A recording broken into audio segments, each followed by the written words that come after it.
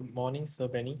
Today, I would like to present my simple pendulum oscillation investigation report. Now, I will introduce my procedure. First, I set up a simple pendulum using a clay bob attached to a string on a rooftop stand. The pendulum length was measured from the pivot to the center of the clay bob because this is the correct length using in the simple pendulum equation. Next, we investigate three different range of pendulum lengths. For each length, the pendulum was released from a constant angle of about 8 degrees without applying any extra force. Keeping the angle small helps ensure that the pendulum follows the theoretical model. Keeping the angle small helps ensure that the pendulum follows the theoretical model. For every length, we measure the time taken for 10 complete oscillations instead of only one oscillation.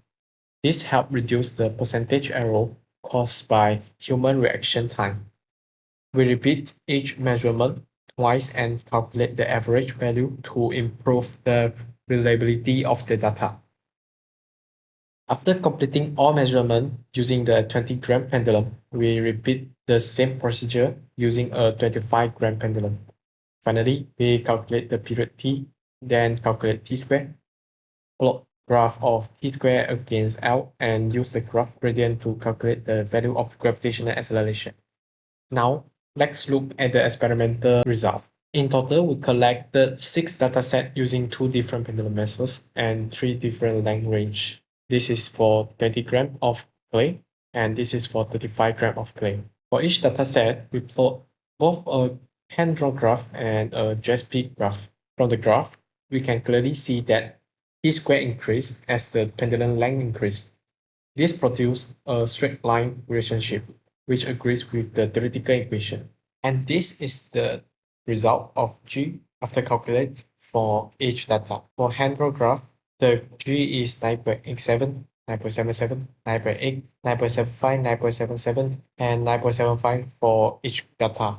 For JSP graph, the G calculate is 9.77, 9.75, 9.77, 9.72, 9.72, and 9.75 for each data.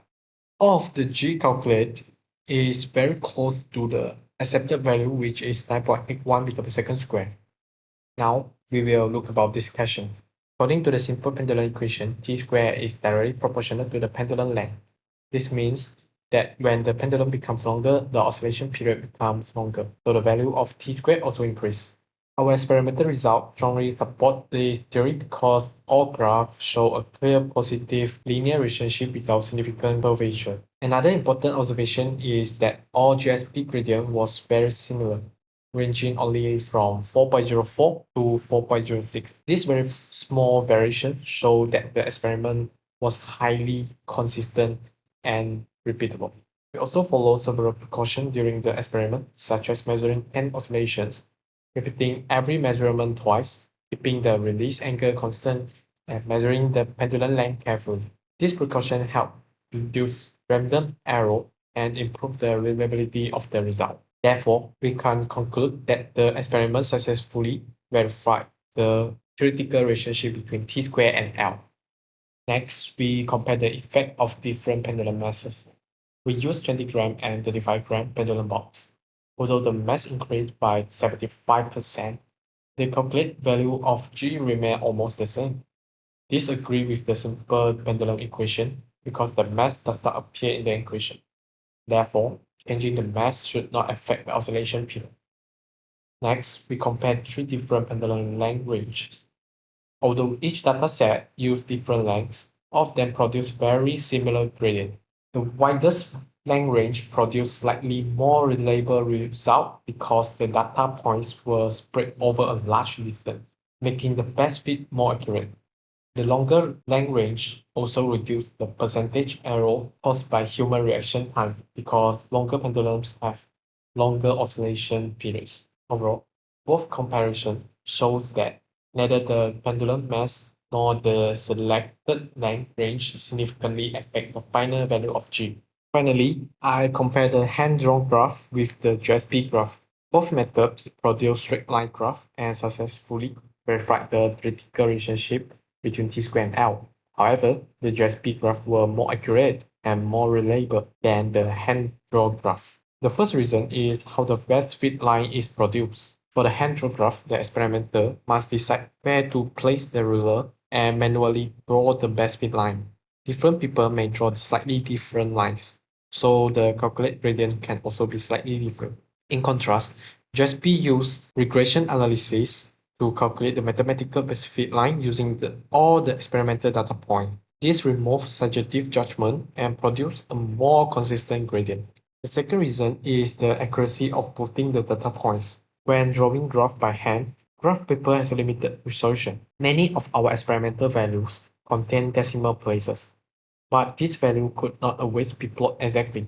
Therefore, we had to estimate the position of some points, causing small plotting error. However, JSP plot every point using the exact numerical values without rounding. As a result, every point is placed in its correct position, giving a more accurate graph. The third reason is the calculation of the gradient.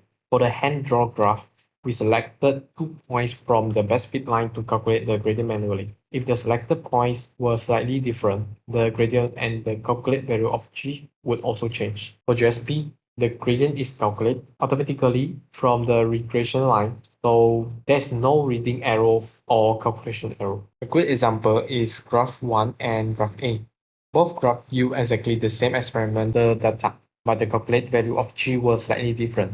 The difference was not caused by the experiment itself. Instead, it was caused by the graph construction process. In the hand-drawn graph, the data points had to be estimated on graph paper, and the best fit lines was drawn manually. This small graphical error changed the gradient slightly, resulting in a higher calculated value of G. In contrast, the JSP graph used the exact coordinates and mathematical regression analysis, producing a gradient of 4.04, which gave a value of G much closer to the accepted value. Similar observations were made for the other graph pair. The differences were very small, showing that our experimental measurements were consistent. Most of the remaining differences came from the graph plotting method rather than the experiment itself. Therefore, although both methods successfully verified the theory, JSP is the more reliable method because it reduces human error, improves precision, and produces more consistent results. There is also some sources of error, which is human reaction time when using the stopwatch, small error in measuring pendulum length, air resistance, and pivot friction.